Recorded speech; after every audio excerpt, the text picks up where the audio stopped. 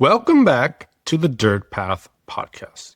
So often on social media, we see these clips and hear these stories of people seemingly having this huge moment and quitting it all, quitting their unaligned job, getting out of that unaligned lifestyle to the life of their dreams, right? And you see that and you have a lot of respect for these people, but you just don't feel like that's you.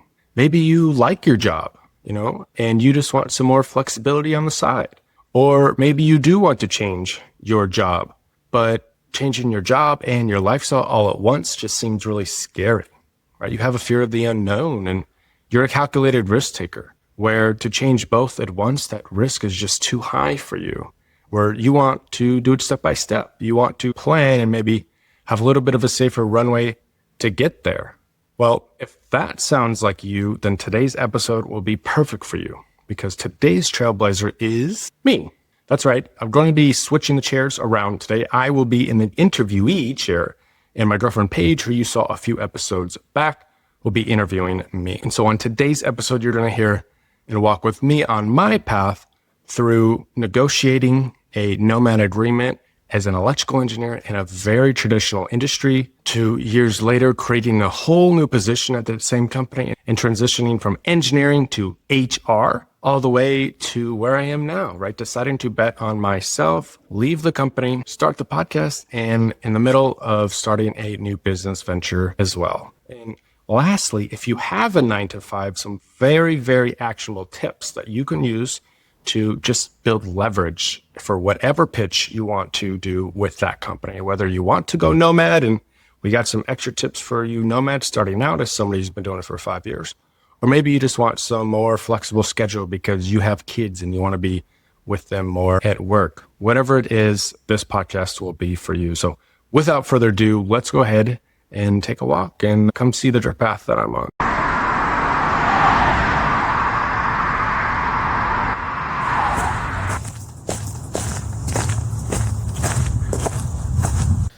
We are rolling.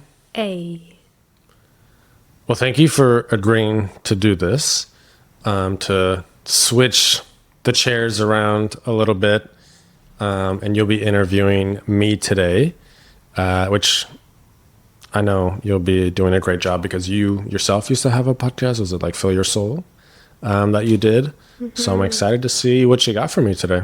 Yeah. No, I'm excited. And I think it's so important to, as having your own podcast, to share your own story, because so many times we're holding space, pulling stories out of others. So I'm so excited for everyone to hear your story and really the why and your story behind the dirt path. So yeah, I would love for you to share your story, like who are you and the background, so they can deeper get to know who you are as the host. Yeah, thank you. I'm going to try not to have any giggle attacks.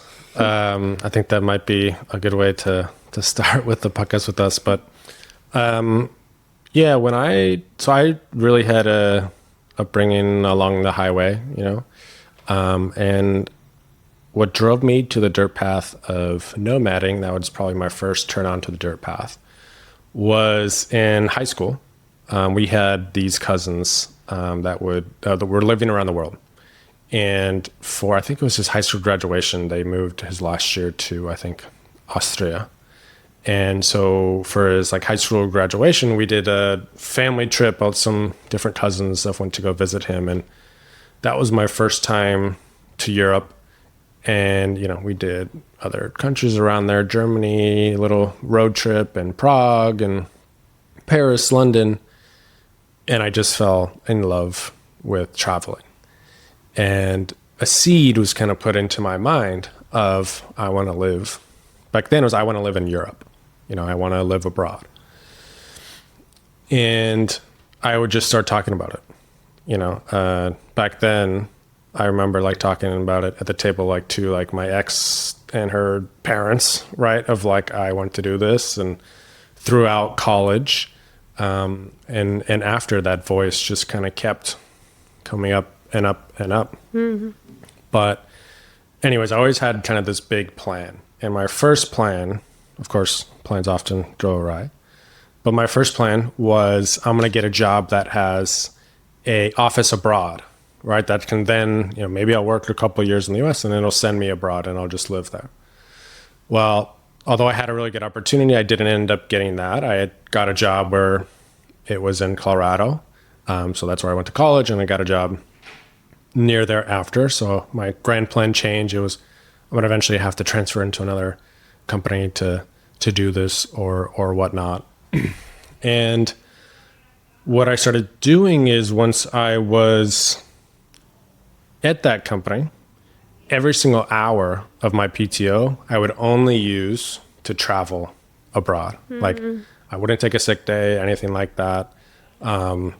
I wanted to travel abroad, so like every single hour. I mean, we were in consulting business, so you don't have a lot of hours in the US for vacation. So that was kind of my rule. So I was able to do 2, 3, 4 trips a year, exploring new countries, and just the love for it just kept on building. To the point to where I just, that voice never went away. It just got more powerful. And it was a couple of years later after working at the company, and I was just like, I really want to do this. And so I opened up to my boss of, hey, what do you think about, I forget where I heard about the term digital nomad. And I was like, what do you think about me working remotely and traveling the world, but working remotely, like for us. And it was a small company, like 15 people. And keep in mind, this was January 2020, so before COVID. And he said, yeah, I think that could work. Maybe in 4 or 5 years when you have more experience. And I took that as like, well, I guess I have to get a new job. I have to get out of this industry. I have to get out of engineering. And only, I think a couple of weeks later, I was at the climbing gym at the locker room, having a conversation with a guy about traveling. He had just gone on a trip, and I love traveling. And again, I was bringing it up all the time. Yeah, I want to live abroad and stuff like that, but I think I have to get out of my industry to do it. And so he said, oh, where do you work? Or the guy behind me says, where do you work? Because I said I was an electrical engineer. And I said, oh, I work, at my company. And then he goes, oh, really? And it turns out he was the president of like our rival company. So the people that started our company came from his company. But still, January 2020, like nobody in our industry worked remote engineering, very traditional industry. Everybody was in the office. So nothing came of it. Nothing happened. COVID comes around, forces everybody to go remote, including us, and kind of prove that, hey, if you're on your computer all day, you don't need to be in an office to do it. And there's 2 types of companies in COVID, especially in industries like ours. There's types of companies that leaned into remote work, and it was like, this is a new opportunity for us.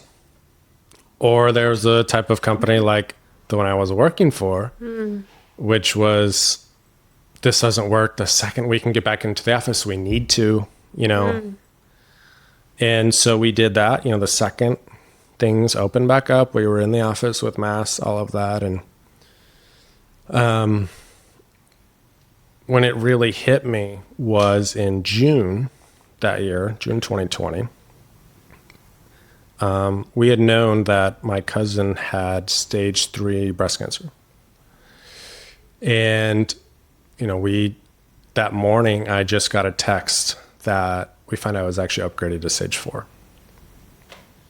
And that really, really hit me. Again, like I said, every hour of PTO I ever had was only towards international travel. But that day I was like, I just can't do it. I need to go home. I need to take some time. And I wrote myself an email that would hit in 1 year. And it said, there's nothing guaranteed in life. If you want something, go do it. If you want to go live abroad, you're quitting your job right now and you're going to go figure it out. Like if you're not already doing it. Because it was, again, the COVID had just hit. It was a week after like my 25th birthday. So quarter life crisis, right? Everything with George Floyd was going on. There's so much emotion and everything. And with my cousin, it just really brought this to a head for me. A few things that come up is you seizing the opportunity when it was there to tell what your dream was at the rock climbing space, I think is so important because so many of us keep our dreams inside. We don't speak it out into existence until it's the reality. And I think what you did is such a good example of the power of just speaking about what your dreams are. And then the second thing is putting yourself in environments where you will meet like-minded people, which is the climbing gym. And so like following your passions of climbing and then of speaking openly about your dreams. Yeah, and then also seizing the opportunity of like life is short, right? I would love for you to go deeper into what type of work you were doing and the space that you were in, because for many digital nomads, you hear a lot of people in the tech space or, you know, e-commerce drop shippers that can go out and nomad. Can you give more context on what your role was and how you started nomading at that role? Yeah, so I was an electrical engineer. That's what I studied. Studied electrical engineering in college. Was always just good in math and science. To be honest, didn't really have a strong intuition of what I wanted to do, but I was kind of good at that stuff, so I just kept going on that path. And one thing my dad said to myself and my sister, which we kind of both grabbed onto, my sister did chemical engineering, was if you can do something you love, do it. That's amazing. Or if you can find something that you like, which allows you to do what you love on the side, that's also really good. And so that was how I viewed engineering. Like I liked the challenge of it and like the problem solving and the growth.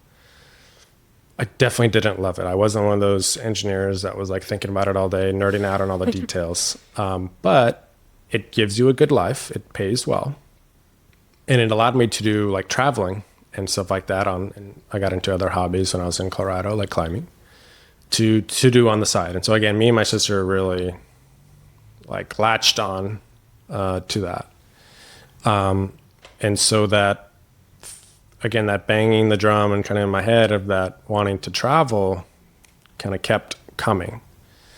And so after that moment I told you, I wrote myself the email, I started to look for other jobs in other industries.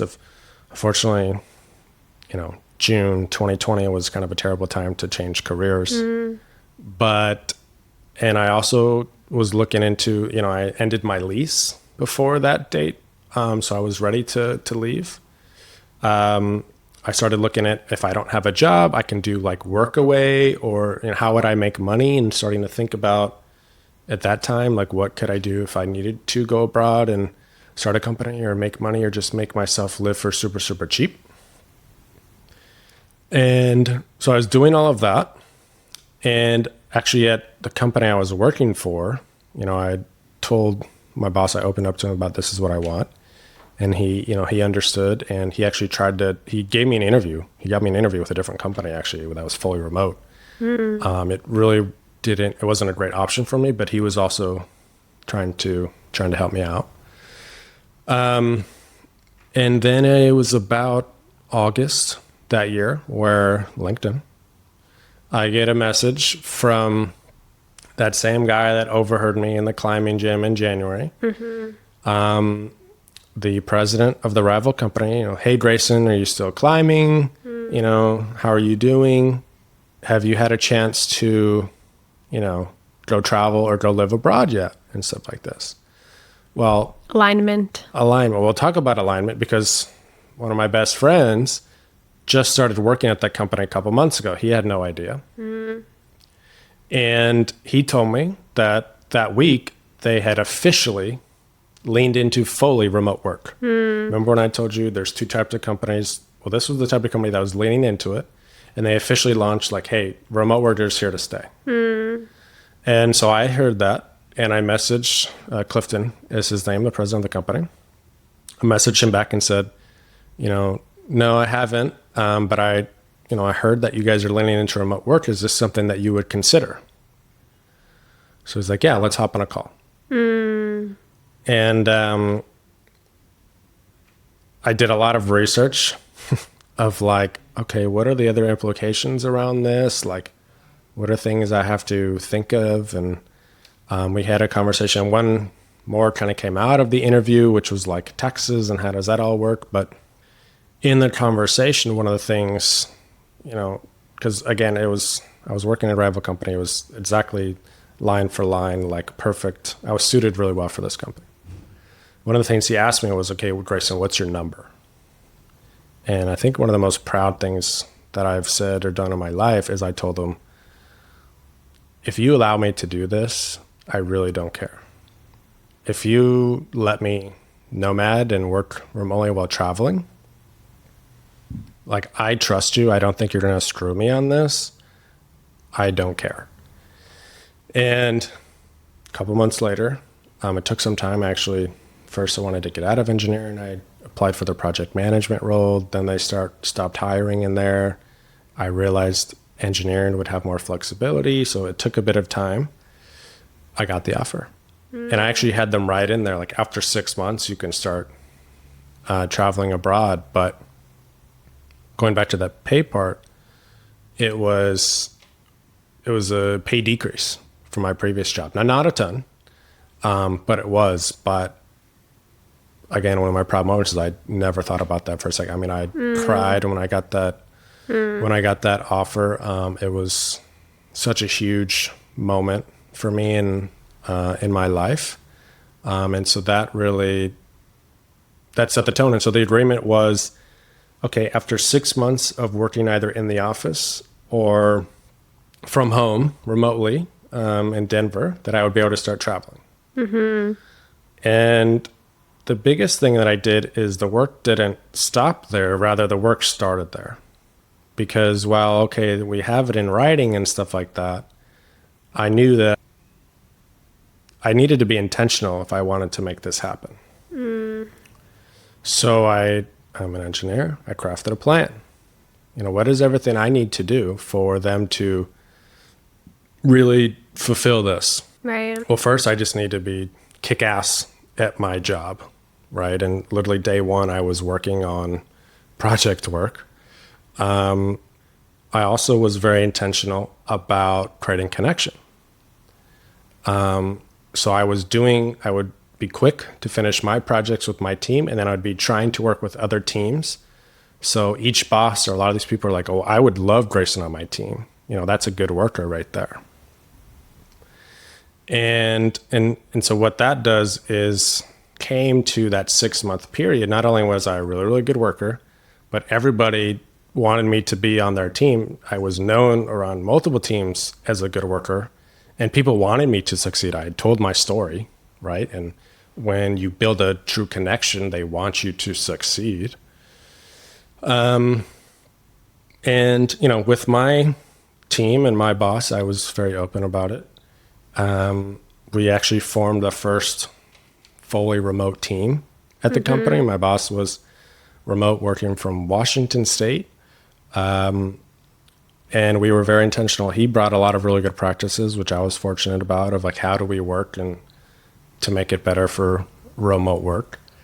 And so by the time that 6 months came, I even gave them like, here's a list that I'm going to agree to, like my Nomad agreement to say of, I'm going to be productive. Any meetings I need to make, I change my schedule, you don't. And the onus is on me to make this work, not you. So if this is hindering anybody else in any way, this stops. I presented it all to them. Didn't need it, but it just made it look really good. And so, yeah, that's how the nomading really started. Yeah, powerful. And I think so many people are quick to look at remote work or nomads and say that it's lucky. And you talked about this with Ed on the last podcast on the Dirt Path, which is people are so quick to label things with luck, but it is this context that's so helpful with your story of the intentionality and setting yourself up for success. It took you years and months, right? And once you were in that role, to allow yourself to be in a position to have this trust and this reliability to then have the opportunity to nomad. And I also just want to highlight your part about your priorities were in order, which I think is so important for anyone listening who is dirt path curious, which is knowing what success means to you. And I think you defined that so quick, being in the States in Colorado, which was, okay, yes, salary, it matters, but not more than my freedom. And so, yeah, just leaving that with the audience too of what is your priority? Because for you put travel first, and then you set yourself up to be able to do that. So yeah, it's amazing. And so at this point you started nomading, correct? So tell us about your journey nomading. Like, where did you go first? And what were those months like on a personal level, but also balancing work? So, like I said, my best friend was also working at the company, Jonathan. And Shout out, Jonathan. Shout out, Jonathan. Getting closer, obviously, everybody kind of knew what I was going to be doing, and Jonathan included. And getting closer to that, all of a sudden, he was just like, well, screw it. I would want to do this too. Like, I'm going to join you. And so we started, like, I was literally about to book a location. I think I might have booked it and going to South America, and we changed it. He wanted to go to Europe, so we booked there. But one thing we did as well, speaking about the intentionality, is I think like a month and a half before we left was we booked like a trial run. And so we booked a week in Mexico in Playa del Carmen, and we worked from there. And it was to test out like the travel, what is my travel setup I need, but as well as just kind of show the company and the team everything. And so again, intentionality.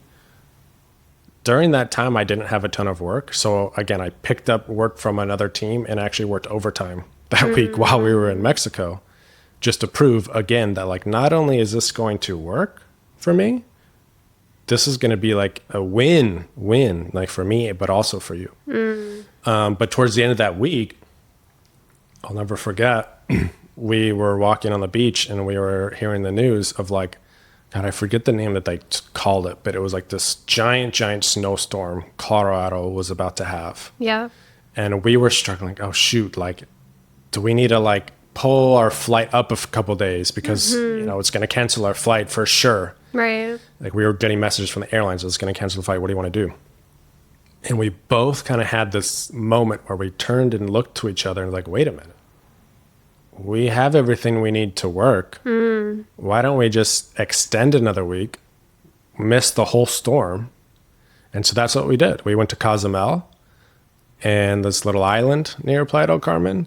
And while there was the worst, like feet and feet of snow in Colorado, we were super well on this beautiful island in Mexico. And that was like, oh, wow, this is going to work. This is going to be epic. And so we did that. Then we started traveling, and it was in Europe. He wanted to go to Europe. And so the only country that was open was Croatia, literally. It was all COVID restrictions. And so we went there first, went to Split for a month. Yeah. And, I call it kind of baby nomad syndrome. It's like every single day you're trying to fill your calendar with, a tour of the old town in the morning. And then we got to go see this restaurant and then do all this stuff. But again, very intentional. When I started out, going to be working really, really hard and like did a lot of overtime those first couple months just to prove to myself and to them, like, right, this is going to be the win-win. But that was the first couple months. The first 3 months were with Jonathan. We did Croatia. We did a month in Greece in a couple different spots. That was the next country to open. Then we went to France. He went back to the US. I continued traveling. I went to Bulgaria, of all places, Varna, Bulgaria, on the Black Sea. So let me ask here, what was the differences solo traveling versus with a friend? And like, what was that shift like? A lot of differences. You know this, but I'm the type of person to where, and I've always been like this, like I have a couple of friends that I want to get really, really deep with. And I'd rather have 3-4 friends like that, 2, 3, 4 friends, than just know more and more and more people, meet more and more people. So pros and cons. It's awesome traveling with somebody like we're traveling right now. The con of it for me is that sometimes I'm really bad about meeting other people. So it's amazing having Jonathan. It's your best friend you're traveling with. It was all, so fun. but also wasn't putting myself out there to meet other people. So when I went to Bulgaria, my first solo month, I went to my first co-working space. And that changed the game for me. Because up till then, I worked in the engineering office. The conversations in the office of engineering company, they're a bit more traditional. Not as engineers, most of us are introverts, not as bubbly of people, maybe not as interesting conversations. It's a lot about work. Of course, yes, you do have some good ones, but I remember specifically in this co-working space, taking off my headphones because there's all these entrepreneurs and they were all like in this community trying to help each other. There was this guy who owned a marketing agency, this other entrepreneur doing content. My friend was a big guy in the Nomad space I met there at Mitco, doing a podcast, doing a newsletter, all these different things, starting his own business. And I just heard these new conversations I'd never heard around entrepreneurship, all of this stuff. And the first month is when I met Nathan. Shout out Nathan. Shout out Nathan, my other best friend now. We traveled the next 3 months together. And I found myself being way more personal. I was putting myself out there because I had to. When you go to a place and you know nobody, you have to put yourself out there to meet people or else you're going to have a miserable time. Right. So there's a lot of differences for me, especially for traveling with somebody versus solo. And sometimes, of course, when you're solo, it doesn't work out and you can be very, very lonely. So there's pros and cons. But yeah, really those first 10 months I was in Europe, it was like the ultimate high of life. I felt like I made it. It was this lifelong dream. And I just felt like I was living on the ultimate high. And something I think you do really well, which isn't the case for all nomads, is grounding yourself in each place. So every single place feels like you're living, not just traveling. Can you talk a little bit about what that means to you? And then also tips for anyone who is starting nomading, interested in nomading, to do it sustainably versus burning out. So again, I'm an engineer. I'm a planner, as you know. So I had a 6-month plus runway, right? A 6-month confirmed runway of before I travel, I can start to think about this. I can start to plan. And one of the things I had realized is you just need to stay longer in a place. So like a month was my minimum. And I was sticking to that really, really well. The only time I didn't was in Greece because I'm going to blame Jonathan. We wanted to go to Athens. We wanted to go to like an island and stuff. Or I think he left and went to France, but we did 2 weeks and 2 weeks. And that was a huge difference because especially at the beginning, you're so excited. You want to do it all. You just can't.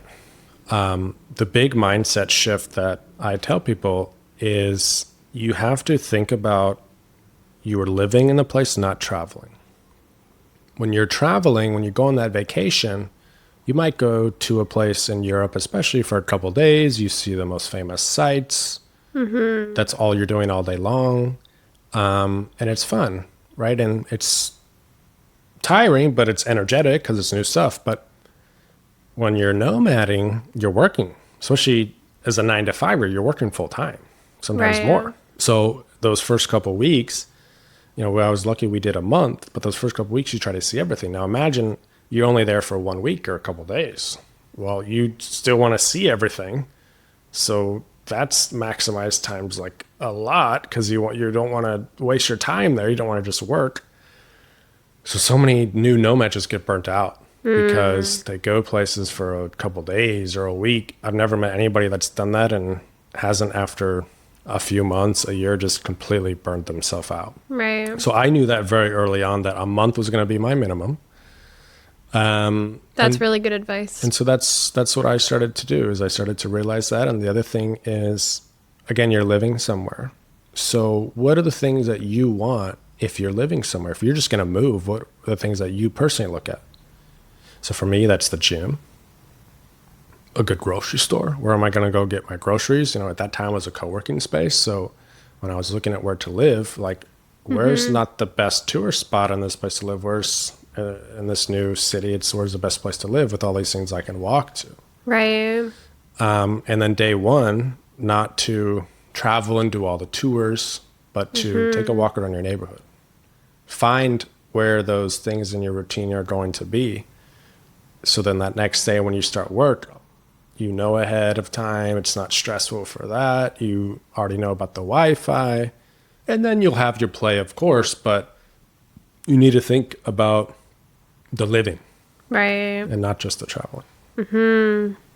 Which is something that you help me with a lot, because it's easy as a nomad to get excited and then literally live 2 days in one. And that's how it leads to burnout. And that's not sustainable at all.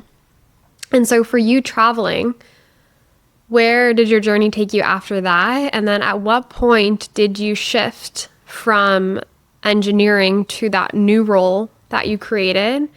And of course, there was intention before shifting out of engineering. So what was that journey like with travel and going back to the States to really craft and hone what you created? Like I said, the first 10 months were in Europe, ultimate high. After that, I went to Asia for 5 months. And a few things happened. One, with work, Europe is already a lot of time zone shift. Asia's even more. So by that time in Europe, I started with 3 hours of overlap with my boss who was on the West Coast. So a lot more hours than everybody else. Dwindle that down to like 1 or 2 at the very end. With, again, intentionality, how we working to allow practices to allow that. By the time I got to Asia, I didn't really want to be working at midnight, 2, 3 in the morning every single day. No? Not for me. A lot of people who are doing that, it's not for me. Paige knows I'm like a zombie. If it hits 8 p.m. Yeah, the second the sun goes down, I'm lost. So that was a big test on the work side, because what I did was I was fully asynchronous, meaning I worked completely on my own time. Now, once a week we had our weekly meeting. So I, was up till, I think that was 10 p.m. to midnight or something like this. And sometimes I would go later, or, of course I would attend meetings if needed, but I would try to always do async communication first. And so there was challenges with that. But again, I worked on that communication. So people gave me a little bit of leeway to eventually figure it out to where it worked. It worked really well. And so that was a cool part about the working side. But the other part was I got to Asia and I was just like, now what? I just accomplished this lifelong dream of becoming a nomad, of living abroad. Now I'm in Asia. Like, this is cool. I never thought I would get here. But, from my first job, my first couple of days in engineering, I knew it wasn't my end all be all. Like I said, when I applied for this company, I tried to get out, go to project management, maybe the traditional route, but I had no idea what I wanted to do next. And I started posting on Instagram of like how to become a nomad with a 9-to-5. And one of the connections that I had made that when I was in Spain, I had met up with Chase Warrington. All of a sudden I see on LinkedIn that he starts this new role called the head of remote. And my other friend Mitko, who I talked about in Bulgaria, and he actually introduced me to Chase. I don't know, Mitko, if you did this on purpose, but shout out Mitko, because he did this giveaway for this ticket to running remote, and I won. And synchronicity. And I think it was in Canada. I was across the world, so I didn't go. But one day I was just looking at like, I remember I won this, and okay, they have some virtual, they recorded everything. And so I went in, looked at the talks, and I saw Chase was giving a talk with other people of what is the head of remote and do you need one? And I listened to that. It was like a panel. I listened to that and I was like, this sounds really cool. Because it was everything I was doing. I just talked about how I was intentional about working asynchronous in Asia. Right. It was everything I was doing to get there, is really obsessing about how I work to make it able to do remote work, to be really flexible with the hours, with the location, because you have to change how you work. You have to be very intentional with certain practices. And so I proved that with myself. How do I get to that next spot? Well, after that, I went back. I was in the US a little bit. I did some time in South America. So same time zones as the US. You would think that's a lot easier. Same time zone. To me, I found that way harder than working in Asia. Why is that? Well, in Asia, when I got into work, the way that our system worked is I saw everything I needed to do every day. Everybody gave me all the communication, and then I set out, okay, per this is the due dates, this is my plan for today. And then before I logged off, I gave everybody what they needed tomorrow.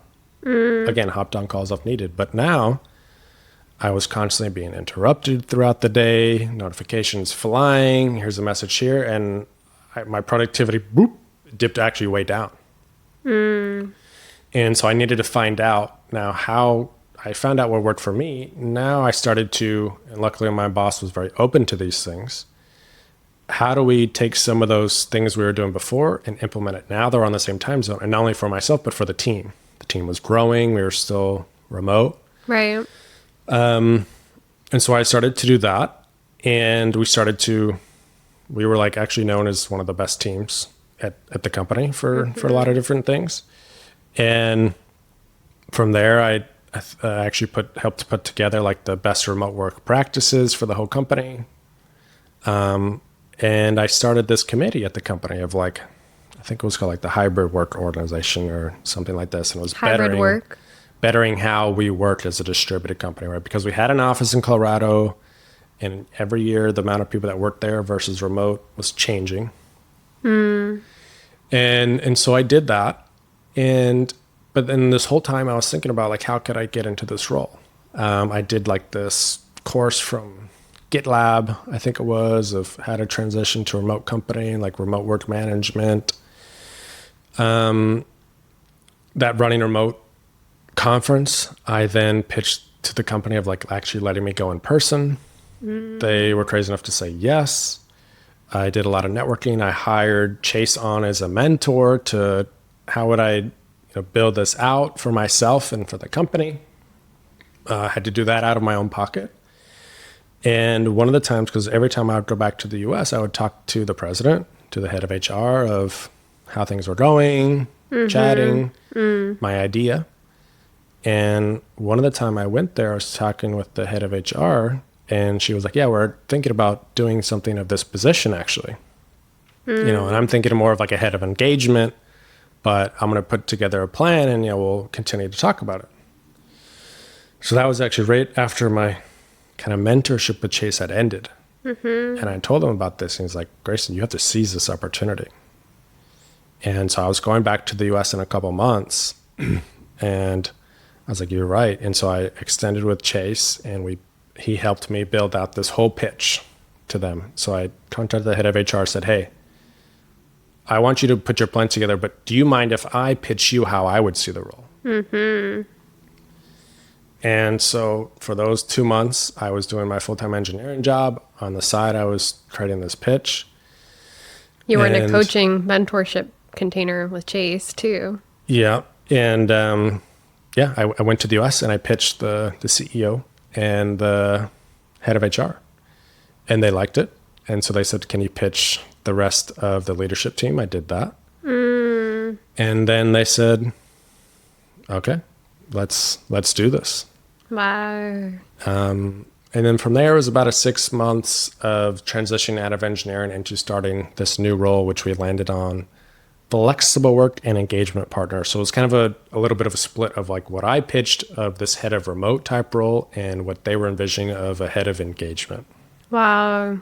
Talk about creating your reality, like actually creating your own role and having the courage and the intentionality, to go back to that word for you, to know how to get to that spot, to then pitch the founder of this company. If you were to break those into some tangible tips for people listening, like you just shared the story, so I'm sure they can pull it out of it, but what would you recommend in terms of switching roles or getting to this next step that is in your mind, but creating it like you did? I think there's 3 things that really come to mind for me, and it's a little bit of switching roles, but also just pitching the Nomad agreement, let's say. Yep. Because to me, if you are an employee, there's really 3 ways that I say that you can kind of increase your leverage. right? To give yourself a better hand going into a pitch like this. Obviously, your pitch and the idea has to be good, and they have to be thinking about this. But there's 3 things, and I was very intentional about these things. The one is you just have to be a good performer. Okay, all organizations, or most of them, they all know they're A players. Right? You have kind of your ABC players. The A players are the people that really make the business work. They're the ones that really, really get good results. Yep. And you're going to do a lot to make sure they don't leave. The B players are your solid players. They get the work done. Don't really have any issues with them, but aren't going above and beyond. They're solid players. You need most of those. And then you have the C players, this people that, like, if they left, it wouldn't make a huge bump in the road, right? And so if you aren't an A player, the truth is they're not going to do much for you, especially if you're a C player and if I wanted to pitch this new role and I was doing terribly at my job, they're probably not going to listen to me. So that's number 1. Be an A player, number 1. Just be good at your job, right? It's simple, but it's deep. That's number 1.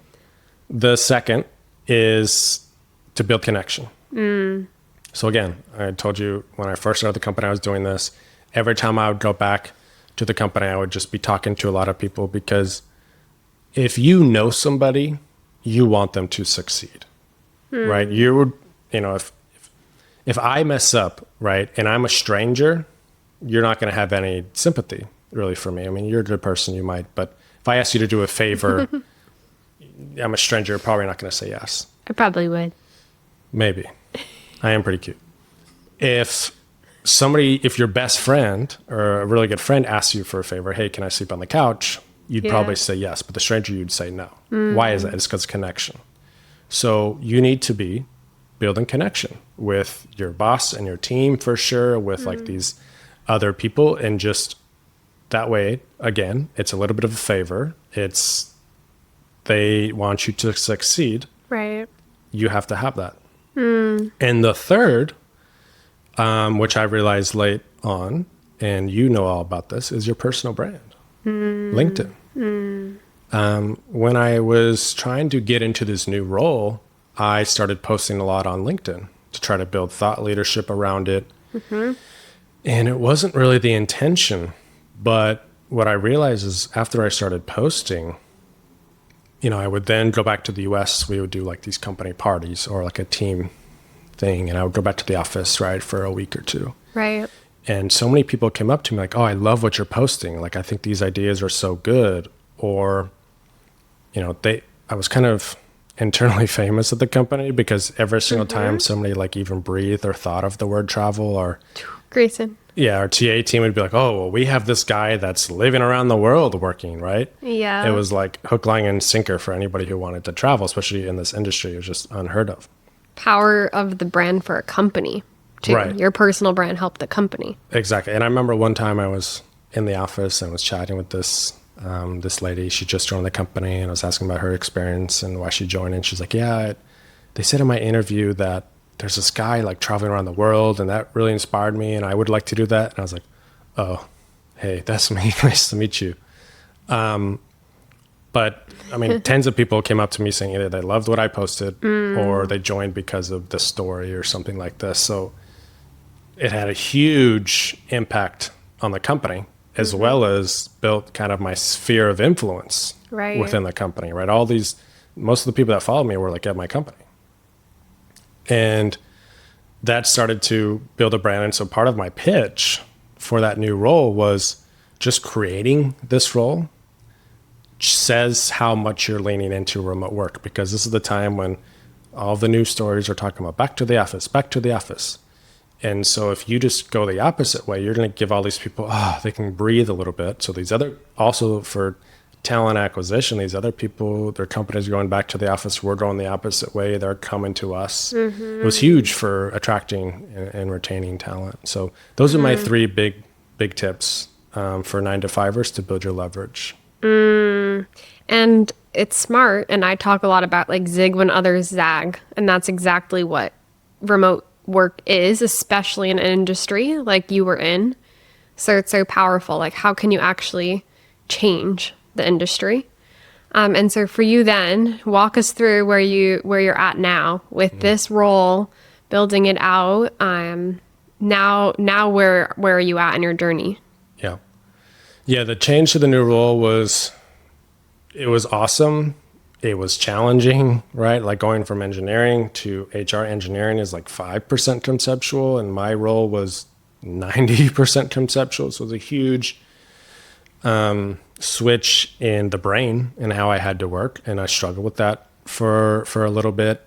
But I did some good things. It wasn't the first thing I really wanted to do, but it just became necessary at a point because so many people were wanting to travel. So I built out our official Nomad program. I actually met at the Running Remote conference the guy that built the Work From Anywhere program, the one that kind of started it all at Airbnb. So I met him to kind of like finalize the details on this, and we rolled this out for the company. And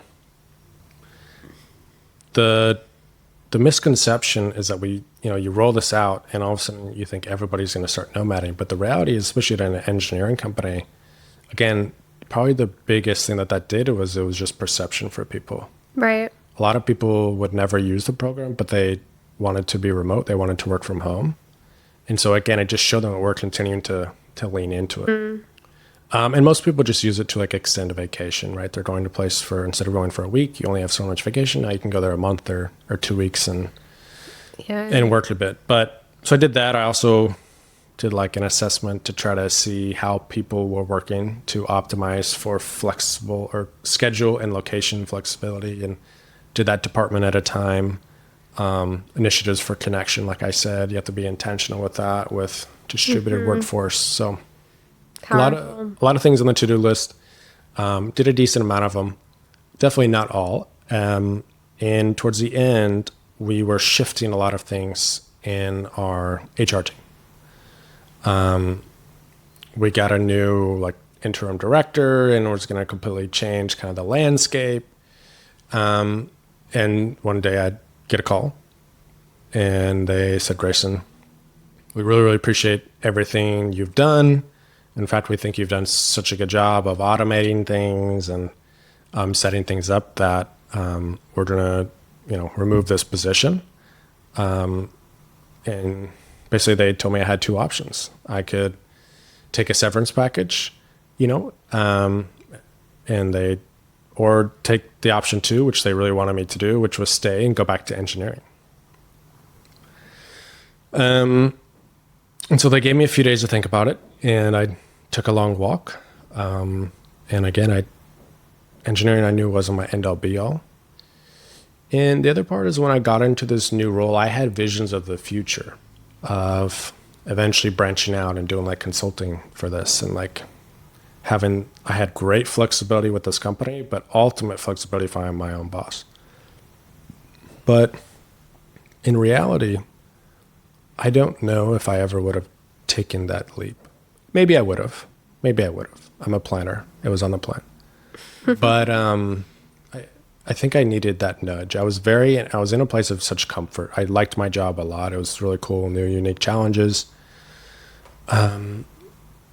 But I just wasn't inspired anymore. I had some challenges in the role and kind of lost that inspiration. And so I decided to bet on myself. I had the biggest thing of why I thought not to was what I've learned is one of my biggest fears is fear of the unknown. I'm a planner. I always want to have a plan of what to do next. And I had no idea what I would want to do. I had ideas, but really no idea in the grand scheme of things. And that terrified me. And that's how I ultimately knew I had to make that decision. Is I've been tackling these fears for a few years with different things. And I knew that this was an opportunity. This company gave me so much. They let me nomad. They let me completely change my career. And now this was a third golden opportunity they were giving me of giving me that nudge I needed to go off and to build my own thing. So powerful. And so many people really would have chosen to go back to engineering because it's safe and because it feels and sounds better than choosing to not know and to sit in that discomfort. But like I said to you when you decided, like using fear as your compass is so important because our logical minds try to tell us that fear is wrong. But fear is actually, if we can use it as our compass, the direction in which our soul is taking us, like our dream path. And so it's so powerful. And what were some of the tactics that you did in your decision-making process to know which path? You had two options. So how did you decide really which one to take? And if someone's in a similar situation, what do you recommend that they do to make that decision? Well, like I said, the fear was the one, and I really didn't want to be consumed by fear. I wanted to tackle it. I'm into personal growth, and I to lean into fully into that fear was going to be bigger for my growth than anything else. And ultimately, I also knew I had a good safety net to come back to that. I could probably go back to that company and be an engineer in the future, or a different company. I can try something, worst comes to worst, it doesn't work out. And I'm like, oh, I do prefer working in a company. Who knows? Right. You don't know until you try. Mm-hmm. The other things that were going on in our personal lives was we were in Bulgaria and we were going back to Maine. This all happened in our first week in Maine. Mm-hmm. And we were there for 3 months. We were going back there looking for houses. I had set myself up and us up financially to go buy a house. Mm-hmm. And so the other part of that decision was, if I do this, if I leave and try to build my own thing, that pushes off this other dream, which made it complicated. That was probably one of the bigger things that made me consider engineering. Was like, maybe I go in engineering for a few months and then I leave. But I just knew if I did that, I would have kept finding reasons not to. I would have kept pushing it off.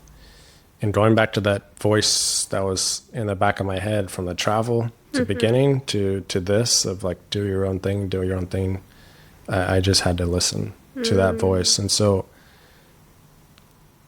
is there a voice for you? You've got the two voices on the shoulders, the one that's coming from the fear mindset, the other one is for the dreams. Can you decipher that and go for it? Mm-hmm. And you went for the path less traveled on, which led you to creating this podcast, which now you're telling your story on. So how did this decision lead you to creating the Dirt Path? Yeah. Well, I'm still in the process of figuring out my ultimate business. Now, right now, at the recording of this progress, I think I know what I'm going to be starting. But I had so many different ideas, and it was up and down. Each day after I left, an update would be like, I'm crystal clear. This is going to be awesome. The next day, this business isn't going to work. This is a terrible idea. What did I do any of this? And I think that's realities of going into the unknown, choosing to start a business, betting on yourself. Highs and lows. Yeah. But the one thing that kept coming to me was starting a podcast. And I had this idea also for a few years now. I thought about actually doing it at the company to like highlight people, cool people in the company doing things outside of work. But I never fully had like the perfect idea. And again, I was very comfortable. So I just didn't start any of these things. I didn't have the inspiration a little bit. Mm-hmm. And I just thought of this concept. Actually, you are the one that said this metaphor about like the highway and the dirt path. Mm-hmm. And I thought for me, been on the dirt path from nomading, from changing my career, definitely on the dirt path. Right. And now this is a new one, building something out of nothing. So in one way I see myself, and this is why I think it's a cool part about the podcast is I see myself as a trailblazer in some senses, but in other senses, very much a dirt path like wanderer, somebody who's completely figuring out. I mean, I have no idea if I'm on the right path, if I'm even on a path, which way I'm going with, I haven't launched this new business. The podcast just launched. We just put out the first episode at the time of this recording. But already it's confirmed why I wanted to do the podcast, which is I just want to learn from cool people. I want to be inspired myself, new ideas for building whatever I want to build, like talking with people who have been in the dirt path, I really respect, and I gain so much knowledge from them. So for myself, selfishly, it's like, oh, of course I want to talk to people doing different things like I want to do. And as well as being able to share it with the world, and try to inspire even one other person to leave an unaligned job or whatever it is for them, or just find something to take the dirt path and to inspire them. That would be amazing. And, already it's been a challenge with the tech side, a lot of stuff going on in the background to just get to this point. But it's been really cool in the sense that I've found my spark again. For a little bit, I felt like I lost that, like not wanting to learn or feel like I could learn. And so many things have come up in this podcast. I've decided to do it on hard mode while we're traveling, making it all portable, still doing it in person, trying to figure it out all by myself, at least at the beginning. And so that's been really, really cool as well. So right now at this recording, podcast is launched, going to be continuing that, and going to be sometime soon, like fully mapping out maybe this new business idea I have. And then I'm excited to talk about that here on the podcast as well. And I think this moment that you're in goes back to the intentionality piece, right? Because so many people would take that decision, take that dirt path, and then not know what to do when they don't know what to do. And I think this is your decision to be intentional about, how do I curate my next step? And how do I intentionally learn from people who are the trailblazers already on the dirt path? And so what you're doing is so powerful for yourself, but also for the world and for anyone listening. And yeah, I'm excited. I'm so excited. And any last words of encouragement, advice for people listening who are curious about taking the dirt path?